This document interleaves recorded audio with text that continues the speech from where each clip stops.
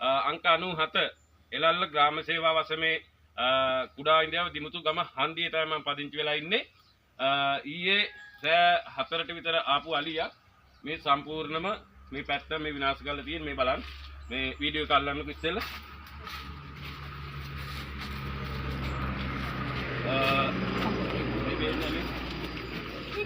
අපි කතා කරන්න තියෙන හැම තැනකටම කතා කරා. ලයිට් පෑර් එක කඩලා තියෙනවා අතනින් මුදුනෙන්. ලයිට් දීප එක වතුර බට ඔක්කොම කඩලා තියෙනවා. මේ තියෙන මේ සම්පූර්ණ මගේ පාරේ එළවලා මේ අඹ ගස් මේ තියෙන ඔක්කොම විනාශ කරලා ගෙට පහර දීලා විනාශ කරලා තියෙනවා. අපි නිලධාරීන්ට කිව්වා හම්බන්තොට අඩවි වනජීවි කාර්යාලය නිලධාරීන්ට ඒ ජාමිම කතා කරලා කිව්වා මේ මිනී මරණ අලියාගේ කකුලේ ඩැමේජ් එකක් තියෙනවා. ඒකටත් වෙදකම් කරන්න මම තමයි කෝල් කරලා මේව කරලා වැඩ කරේ. වනජීවි නිලධාරී හම්බන්තොට අනිත් කට්ටිය මන් දන්නේ හම්බන්තොට අඩවි වනජීවි කාර්යාලයේ නිලධාරී නිකන්වත් මේ වෙනකුණුත් ආවේ නැහැ බැලුවේ නැහැ.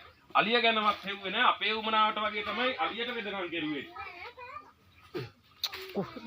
කිසිම හේතුවක් වුණත් මේ වෙනකන්වත් ආවේ නැහැ.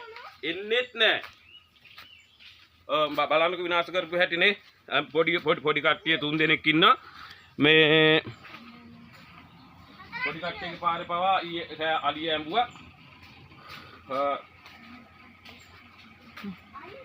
විදුලි බලයෙන් දැන් එන්නේ අපිට මේ සප්ලයි එක දෙන්න නැවත. කිසිම රාජකාරියක් කරන්නේ හම්බන්තොට වනජීවි කාර්යාලයේ නිලධාරී ඇත්තටම හොඳයි යාලා අපේ භූමියට වඳුර හෙලව් වශයෙන් තියන්න. ඒ තරම්ම ජරා නිලධාරී ටිකක් ඉන්නේ හම්බන්තොට. අගමැතිතුමනි ඉන්න, ජනාධිපතිතුමා ඉන්න.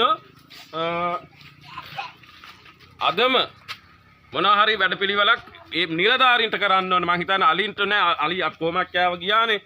නිලධාරීන්ට මොනවා හරි වැඩපිළිවෙලක් කරන්නයි කියලා තමයි කියන්නේ. තාටිහිගේ මාධ්‍යවේදීනෝ එන මහත්තයෝ මේ මෙන්න මෙතනින් මෙහෙම දෙකටම කරලා ගියා මම